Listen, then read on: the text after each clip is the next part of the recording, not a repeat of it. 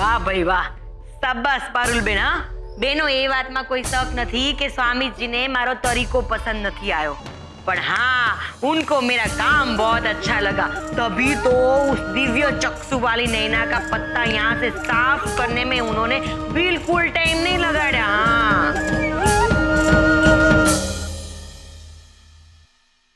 अरे कहाँ गई मेरी तुलसी माला? आरती, कल रात तुम कहाँ जा रही थी? वो कल रात ना ध्यान कक्ष, मैं ध्यान कक्ष में ध्यान लगाने के लिए गई थी।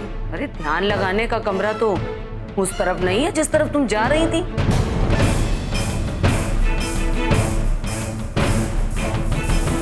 तो तुम कहना क्या चाहती हो? तुम यहाँ पर प्रतियोगिता में भाग लेने के लिए आई हो या मुझ पे जासूसी करने के लिए?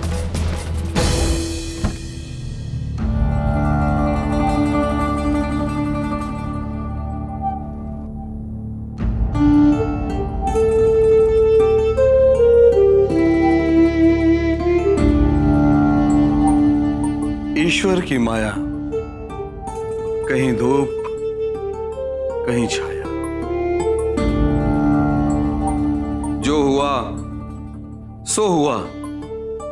अब उस पर सोच विचार करने से कोई लाभ नहीं। निरंतर आगे बढ़ना जीवन का स्वभाव है, उसकी पहचान है।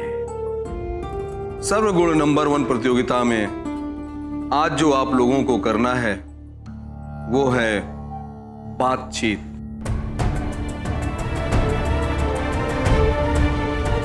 आज की प्रतियोगिता के लिए आप सब लोग कार्यक्षेत्र में उपस्थित हो जाएं। हाँ ठीक है।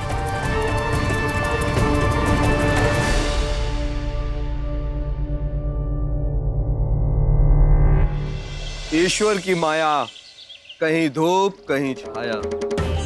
हर मनुष्य के अंदर जहां कुछ अच्छाइयां होती हैं वहीं कुछ कमियां भी होती हैं, और व्यक्ति विशेष जब अपनी कमियों के बारे में जान जाता है, उन पर विजय प्राप्त कर लेता है, तब वह सर्वगुण संपन्न हो जाता है।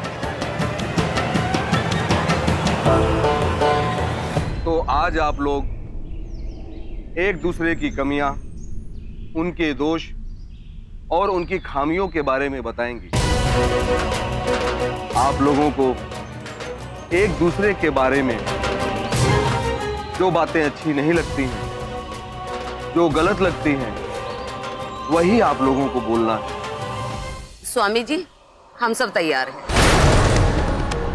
आप लोग खूब सोच समझ करके बोलिएगा, क्योंकि सीधे प्रसारण के द्वारा आप सभी को टीवी पर पूरा देश देख रहा है।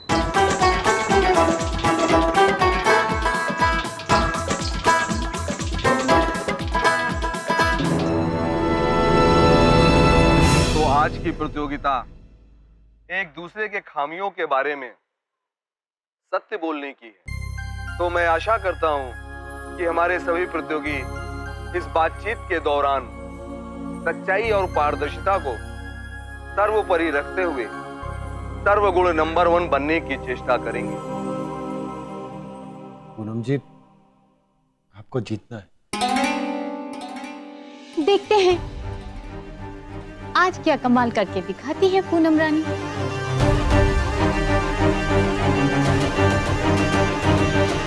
सबसे पहले तान्या जी को आमंत्रित करता हूं।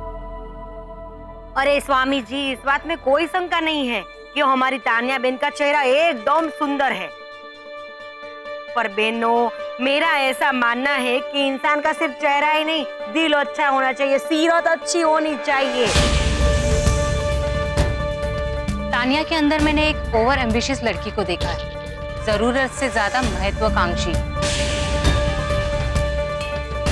ये अपना स्वार्थ पूरा करने के लिए किसी भी हद तक जा सकती है। हमको ना इनके कपड़े और पहनने ओढ़ने का तरीका समझ में ही नहीं आता है।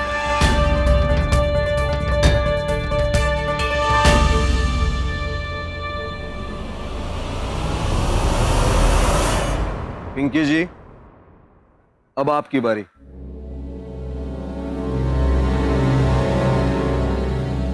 समाज समाज सेवा इनका शौक है, लेकिन काश ये सच होता। मुझे इनकी सारी बातें झूठी लगती है। इनका ये सारा बड़प्पन खोखला और बनावटी है। और ये कुछ अमीर लेडी जैसी होती है कि जब तक वो अपने पैसे के घमंड का दिखावा ना करे ना, तब तक उनको ये नहीं लगता कि वो बड़े लग रहे हैं। यही हाल है हमारी बेचारी पिंकी बेन का। मुझे तो इनके यहाँ आने का कोई कारण ही नजर नहीं आता है।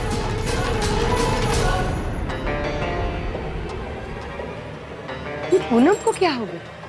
पूनम जी कुछ बोलिए, आप कुछ बोल क्यों नहीं रही हैं? यहाँ तो रोज बात बात पर भाषण देती थी, आज जब टीवी पर बोलने की बारी आई तो टेटे फिश। कल तो हारी ही थी और आज बची खुची नाक भी कटा कर रही थी।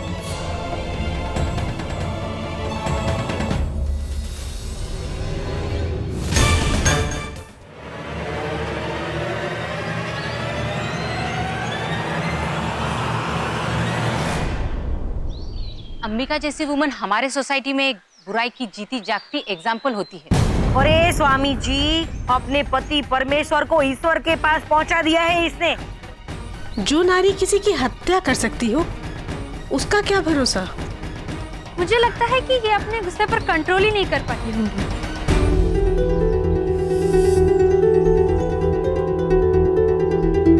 विद्या के बारे में ये कहना बिल्कुल भी गलत नहीं होगा कि आज की नहीं बल्कि पिछले सेंचुरी की वुमन है।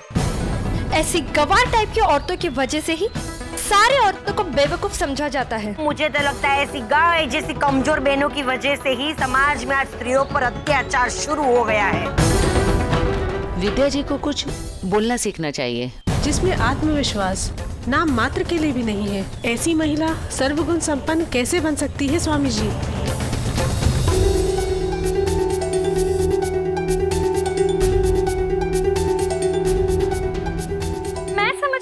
माला जपने के अलावा ये कुछ और भी कर सकती है लाइफ में। भगवान की भक्ति करना और भक्त होने का दिखावा करना दोनों ही डिफरेंट चीजें हैं।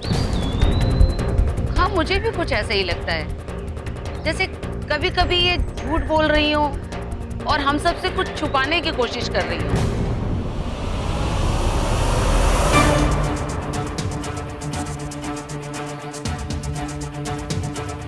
जय श्री कृष्णा।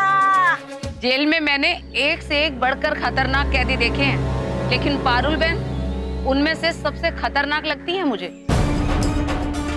एक तरफ ये अपने सामने किसी को कुछ नहीं समझती। इनका छोटी छोटी बातों में शाउट करना और फाइट करना, इससे पता चलता है इनके बिहेवियर में बहुत बड़ी प्रॉब्लम है। हमें तो इनको देखकर यही डर लगा रहता है, पता नहीं किस बात पर कब झगड़ा शुरू कर देंगी। लाज, शर्म और कम बोलना, जो कि स्त्री का सबसे बड़ा गहना है, वो ये कब का उतार के फेंक चुकी है।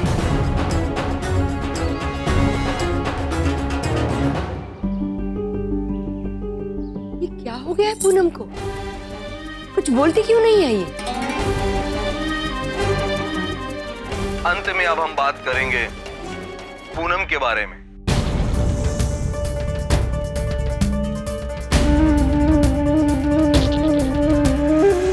पूनम ने तो किसी की कमजोरी के बारे में कुछ नहीं बोला। अब देखते हैं पूनम की क्या क्या कमजोरी के बारे में गिनाते हैं ये सब। ये जितना अच्छा बनने की कोशिश करती है, सचमुच में किसी का इतना अच्छा होना संभव नहीं है। पूनम को तो पॉलिटिक्स में होना चाहिए, क्योंकि इसे लेक्चर देने का बड़ा ही शौक है। जब देखो बस ज्ञान बांटती रहती है। अरे ये लड़की जितना लोगों में ज्ञान बांटती फिरती है ना, अगर इसमें से थोड़े से ज्ञान का खुद के लिए उपयोग कर लेगी ना, तो इसका कल्याण हो जाएगा। देखिए, सब आपकी बेटी की कितनी तारीफ कर रहे हैं।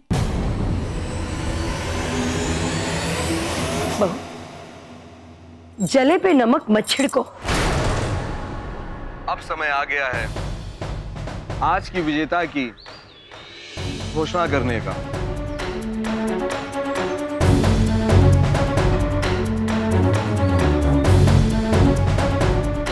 सर्वगुण नंबर 1 प्रतियोगिता के इस दूसरे चरण की विजेता हैं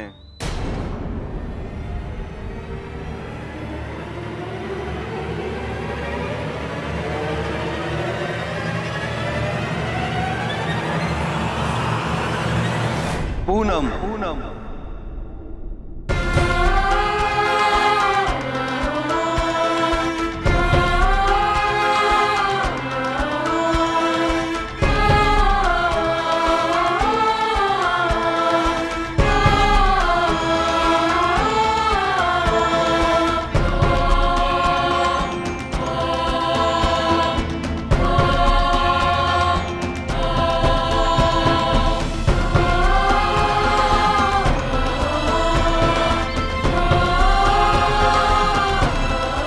स्वामी जी भला ये कैसे हो सकता है? ये हरीफाई तो किसी के बारे में कुछ ना कुछ बोलने के बारे में तो है ना, पर पूनम तो किसी के बारे में कुछ बोली नहीं, तो वो कैसे जीत सकती है भला?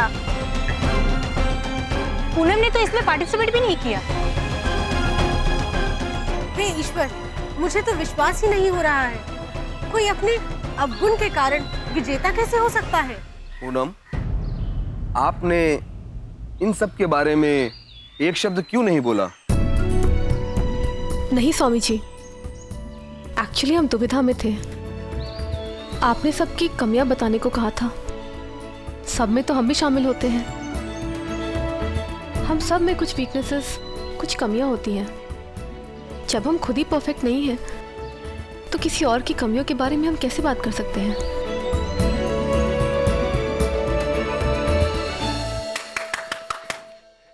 पूनम जी, आपको बहुत बहुत बधाई हो।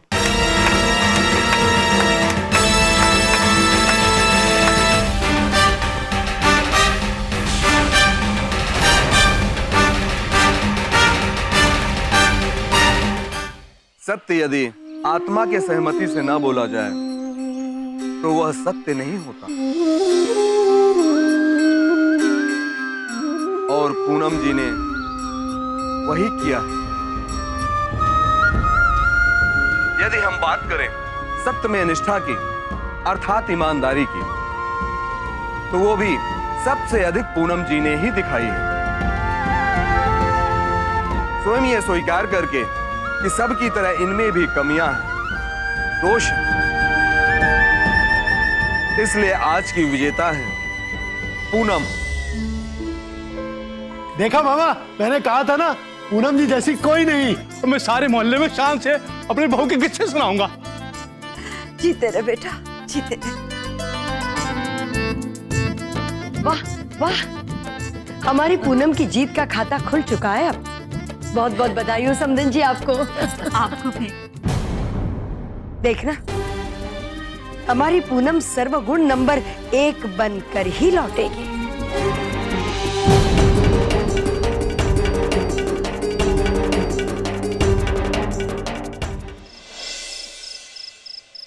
हमें तो अंदाजा ही नहीं था कि स्वामी जी बात को इस तरह से आगे रखेंगे।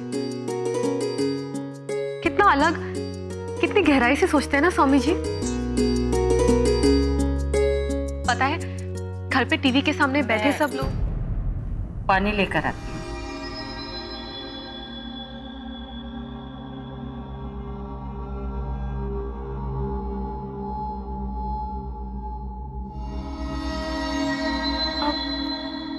इन्हें क्या हुआ? स्वामी जी ने इस प्रतियोगिता के बारे में साफ साफ बताया होता ना, तो हम लोगों से भी ऐसी गलतियां नहीं होती।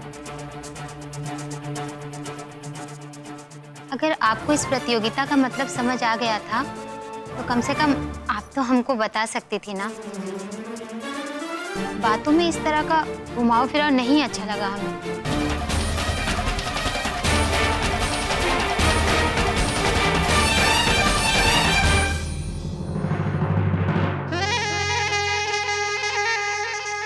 चिंता चिता के समान होती है, इसलिए चिंता ना करते हुए हमें अपने लक्ष्य को पाने का कोई सही तरीका निकालना चाहिए। अंत में तुम ही जीतो, इसके लिए मैं कुछ सोचती हूँ। तुम सोचती हो? मेरे लिए? मतलब? एक बात बताओ, यदि जीतने के लिए तुम्हें कुछ करना पड़े तो क्या कर पाओगी तुम? मेरे पास एक रास्ता है तुम्हें तुम्हारे लक्ष्य तक पहुंचाने का। जीतने के लिए मुझे जो भी करना होगा मैं करूंगी। इधर से आओ, इधर से।